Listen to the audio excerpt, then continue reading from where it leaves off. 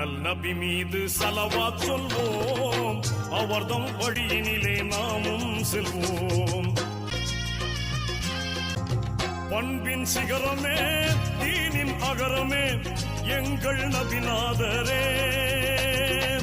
முத்திரை முகமே, முழுமதி சுடரே, எங்கள் நபிநாதரே.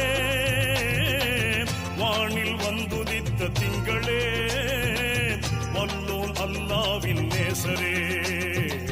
முன்னோன் இறை தந்த தூதரே, மறைவழி போதித்த மன்னரே.